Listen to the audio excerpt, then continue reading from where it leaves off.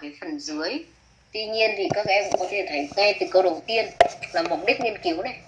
The researchers have explored the development of deception in children.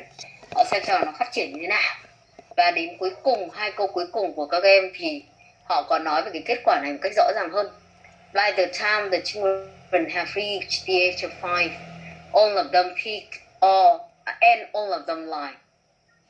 The results provide compelling evidence that lying starts to emerge the moment we learn to speak.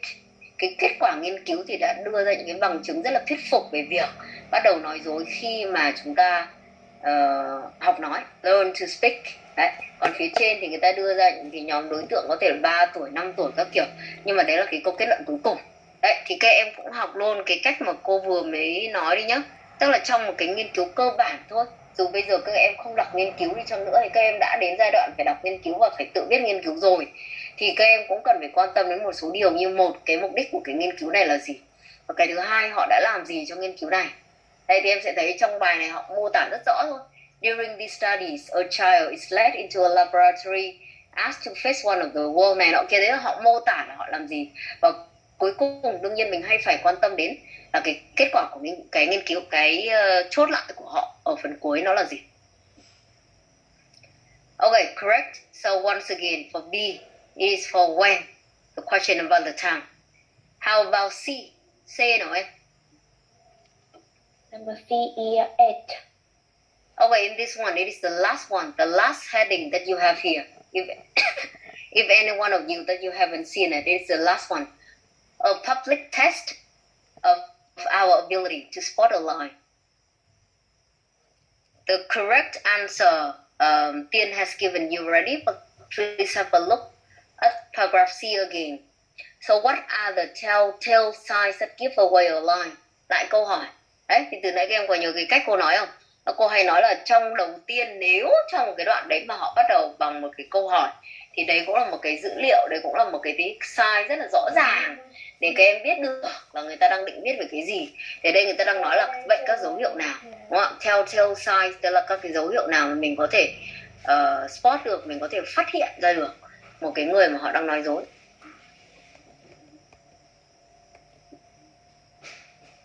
Ok. Và sau đó thì họ lại đưa ra giống y hệt ở phía trên luôn, cấu trúc y hệt. Mỗi bài các em sẽ học được những cái mà nó rất là giống nhau. Là ở phía trên thì chúng ta có nói về câu hỏi, ở phía trên chúng ta có nói về những cái từ đối lập theo kiểu but hoặc là on the other hand. Và bây giờ chúng ta nói về cái cách mà họ trình bày một cái nghiên cứu. Thì cả đoạn C này hay là hai đoạn trên mà bạn Tiên đã đọc thì thôi, A, B, C đều là cái phần mà thể hiện về nghiên cứu hết. Không có gì khác nhau về mặt cấu trúc đâu nha các em nhé. Nên là các em sẽ cần phải nắm được cái cách mà cô vừa mới trình bày ở phía trước rồi. Và câu kết luận của họ ở đoạn C là it doesn't matter if you are male or female, young or old, very few people are able to detect deception. Không phải là mình là nam hay là nữ, già hay là trẻ đâu, mà người ta có kết luận là cũng ít người thôi có khả năng nhận dạng ra được cái phần deception này. Okay, so it is from one so we have 3 paragraphs here from A to C, and your friend has done correctly. Oh, thank you. A, B, and C. Now let's look at the last one that we have here. D, E, and F. D, E, and F. Okay? And for D, we also have why is this. Thì cô vừa nhắc ở bài trên rồi nhá. Các em ơi, nó rất là giống nhau. Mình đọc nhiều nhưng mà mình sẽ cần phải có kinh nghiệm. Thì cái why is this này thì các em cần phải tự hỏi lại, thì cái this ở đây là cái gì? Thì phía trên bọn mình vừa mới đọc cái câu kết luận cuối cùng rồi. Đó chính là người ta nói rằng là có rất là nhiều đối tượng, già, trẻ, rồi là nam, nữ thứ, nhưng mà lại ít người có khả năng nhận dạng ra được. Ít có khả năng nhận dạng ra được về cái phần deception này. Okay? Why is this? Professor Charles Bones from the Texas Christian University has conducted surveys into the sorts of behavior people associate with lying. Đấy, lại survey, cấu trúc y hệt nhau luôn. Bác ấy đã làm một cái survey, một cái khảo sát để thấy được là những cái loại behavior nào mà mọi người gắn liền với cái quá trình gọi là detect the lies của những người khác. Okay, so Tấn, what do you have for this one, for paragraph D?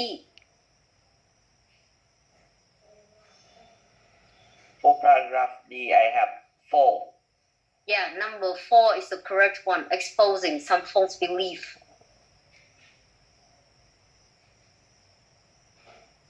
Okay, please look at I think the later half of paragraph D. There is, however, one small problem. Researchers have spent hour upon hour carefully comparing films of liars and truth tellers. The results are clear. People fail to detect lies because they are basing their opinions on behaviors that are not actually associated with deception. Mọi người tin là thế, hoặc là mọi người cho rằng những người nói dối thì sẽ có những cái behavior như vậy, nhưng thực ra là không phải. Và từ đó thì họ đã fail to detect lies. Okay, so it is number 4. How about paragraph E? What do you have for this one? I have 1. Okay, now class, let's look at this one again. For paragraph E, paragraph E that we have here, the correct answer is number 1. Some of the things liars really do. Hai đoạn này một lần nữa lại có sự liên kết với nhau rất là rõ ràng. So what are we missing? Như vậy là chúng ta đã bị miss mất điều gì mà chúng ta lại không có khả năng nhận dạng ra những người đang nói dối một cách gọi là tốt hơn, mà mình đang bị nhận dạng sai, đúng không ạ? Thì ở trong này người ta đang đưa ra một vài cái điều kết luận. People who lie also try psychologically to keep a distance from their falsehoods, and so tend to include fewer references to themselves in their stories. Vân vân. Okay, so the correct answer for this one is number 1, or E. And the last one, paragraph F that we have here, the correct answer is number 5. Plus, you can have a look at that as the conclusion. Number 5, which form of communication best exposes a lie? The simple fact is that the real clues, kết luận rồi các bạn ạ. Vậy cái clue thực sự ở trong này đó chính là gì? In the words that people use, not the body language. Không phải là nhìn vào cái ngôn ngữ cơ thể. Mọi người thì hay nhìn vào ngôn ngữ cơ thể ấy. Nhưng thực ra thì theo cái bài báo này, mình không nói nó đúng hay sai nhé. Theo cái bài báo này thì họ nói là dựa vào cái words mà people use. So do people become better lie detectors when they listen to a liar, or even just read a transcript of their comments? Thì họ sẽ nhận dạng được tốt hơn từ phần words chứ không phải là từ body language. Ở trong bài này cũng có một cái điểm rất là hay mà các em sẽ cần phải chú ý là tuy là chúng ta đang có truth hoặc là lying, nhưng họ cũng có những từ khác là những từ đồng nghĩa để có thể sử dụng thay thế cho cái việc gọi là sử dụng mỗi từ lying không thôi. Thì đây là cái cách viết để tạo nên cái flexibility, thay vì việc là mình có repetition thì các em cũng nên học tập. Okay, so here we have from 1 to 6. Please have a look at the chat box again. Okay, not number 7, just number 1 to 6. Sorry, I mistyped it. But then from 1 to 6, to check the number of correct answers that you have here.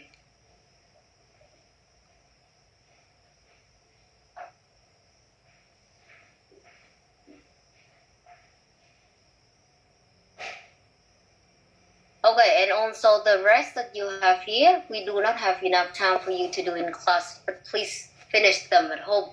Questions number 7 to 10. You have to match the statement with the correct experiment, and you may use any letter more than once.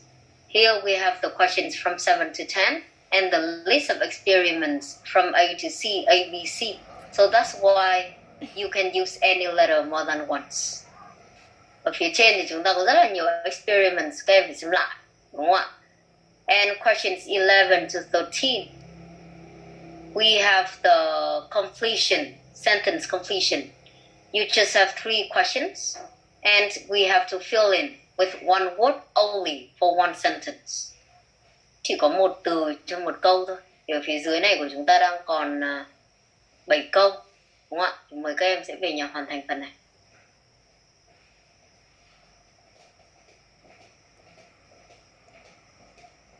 Okay, and class also, after you have done the questions in the reading, you will see that I did send you the full test already.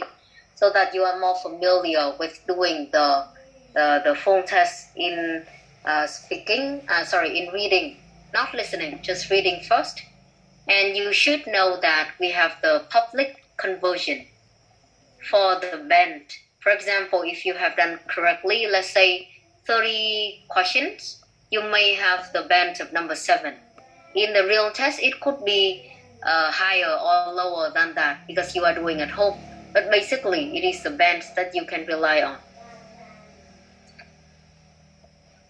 So we will stop the reading here. Class, please open the handout for the listening. The listening part number 3 that we have here.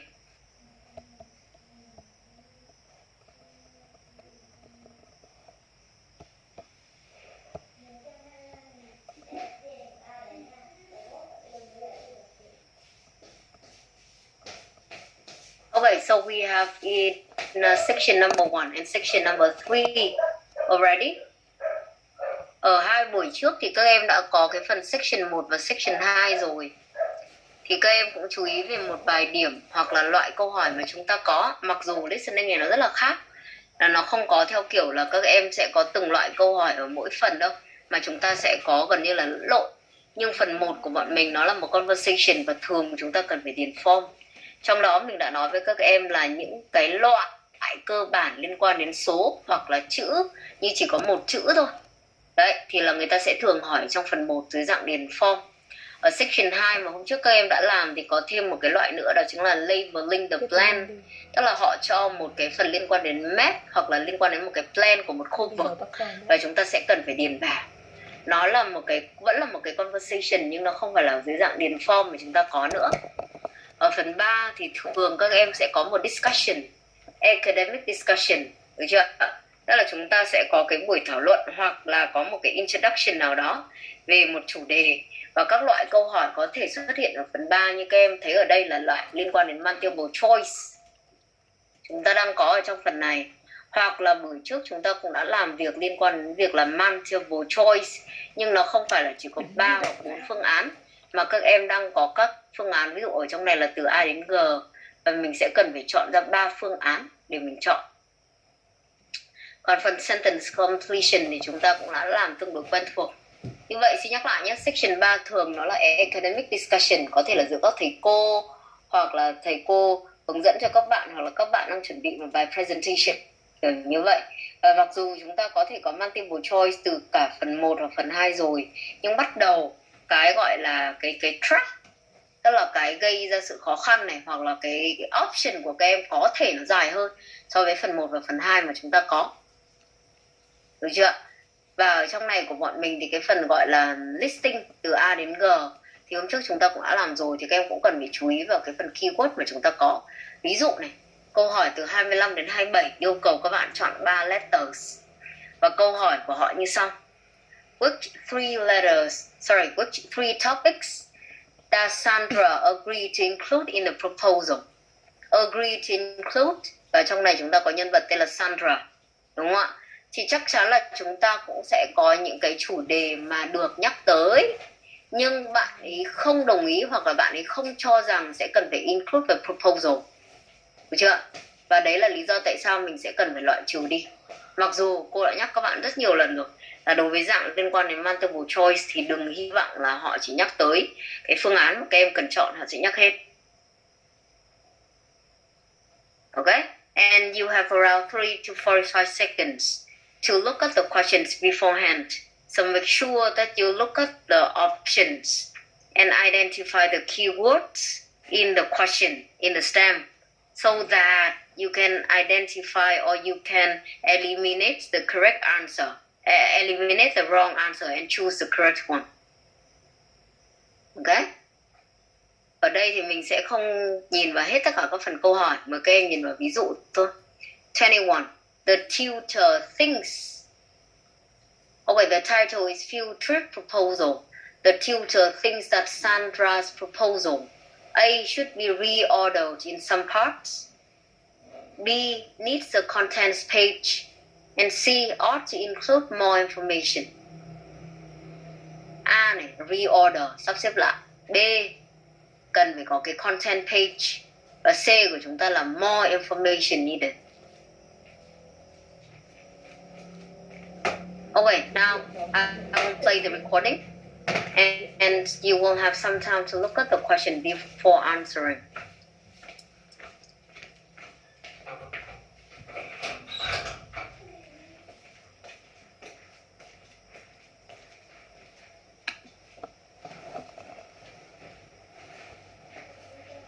Section 3. You will hear a student called Sandra talking to her tutor about a draft proposal she has written for a competition. First, you have some time to look at questions 21 to 24.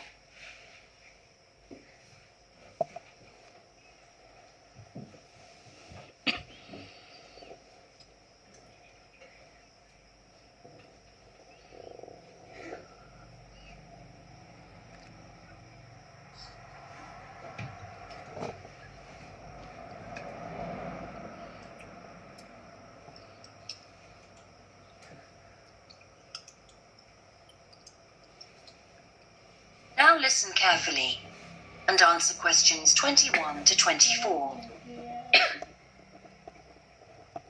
Right, Senator.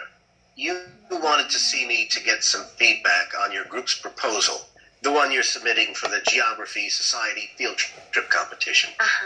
I've had a look through your proposal, and I think it's a really good choice. In fact, I only have a few things to say about it, but even in an outline document like this, you really have to be careful to avoid typos and problems with layout in the proposal, and even in the contents page. So read it through carefully before submitting it, okay? Will do. And I've made a few notes on the proposal about things which could have been better sequenced. Okay. As for the writing itself, I've annotated the proposal as and where I thought it could be improved. Generally speaking, I feel you've often used complex structures and long sentences for the sake of it, and as a consequence, although your paragraphing and inclusion of subheadings help, it's quite hard to follow your train of thought at times. Oh, So cut them down a bit, can you? really? Yes, and don't forget simple formatting like numbering. Didn't I use page numbers? I didn't mean that. Look, you've remembered to include headers and footers, which is good, but listing ideas clearly is important. Number them or use bullet points, which is even clearer. Then you'll focus the reader on your main points. I thought your suggestion to go to the Navajo Tribal Park was a very good idea. Oh, I've always wanted to go there. My father was a great fan of cowboy films and the Wild West, so I was subjected to seeing all the epics, many of which were shot there.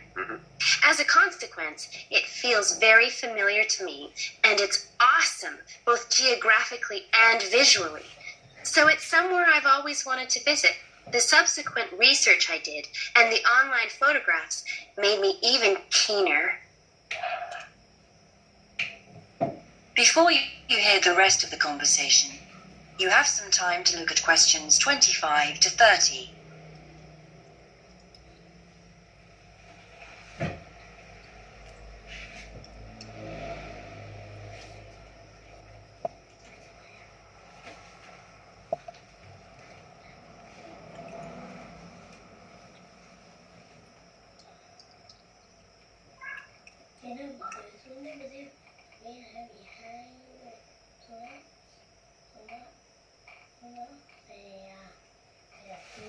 Now listen and answer questions 25 to 30.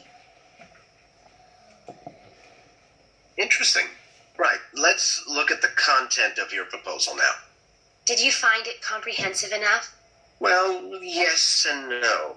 You've listed several different topics on your contents page, but I'm not sure they're all relevant. No? Well, I thought that from the perspective of a field trip, one thing I needed to focus on was the sandstone plateau and cliffs themselves. The way they tower up from the flat landscape is just amazing.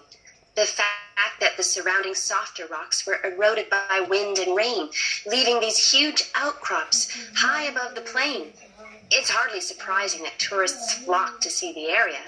Well, yes, I'd agree with including those points. And then the fact that it's been home to Native American Navajos and all the social history that goes with that.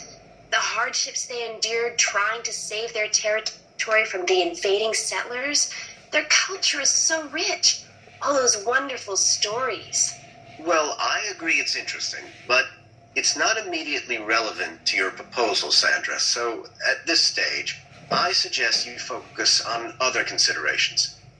I think an indication of what the students on the trip could actually do when they get there should be far more central. So that certainly needs to be included and to be expanded upon.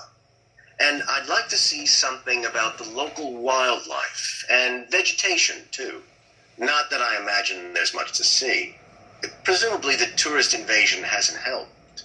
Okay, I'll do some work on those two areas as well. But you're right, there's not much apart from some very shallow-rooted species. Although it's cold and snowy there in the winter, the earth is baked so hard in the summer sun that rainwater can't penetrate. So it's a case of flood or drought, really. So I understand. Now, before we look at everything in more detail, I've got a few factual questions for you. It would be a good idea to include the answers in your finished proposal, because they're missing from your draft. Fine. So you mentioned the monoliths and the spires, which was good. But what area does the tribal park cover? Do you know? 12,000 hectares. And the plain is at about 5,850 meters above sea level. Larger than I expected. Okay. Where's the nearest accommodation? That's a practical detail that you haven't included. Have you done any research on that? Yes. There's nowhere to stay in the park itself. But there's an old trading post called Goulding quite near. All kinds of tours start from Goulding, too. What kind of tours? Well, the most popular are in four-wheel drive Jeeps, but I wouldn't recommend hiring those. I think the best way to appreciate the area would be to hire horses instead and trek around on those. Biking is not allowed, and it's impossible to drive around the area in private vehicles. The tracks are too rough. Okay. Lastly, what else is worth visiting there? There are several caves, but I haven't looked into any details. I'll find out about them. Okay, good. Now what I'd like to know is... That is the end of section 3. You now have half a minute to check your answers. Okay, so class, we will spend half of a minute, 30 seconds, for you to write your answer on the chat box as quickly as you can, so that we can know about the answers that you have here, and let's see whether we need to listen to any part again.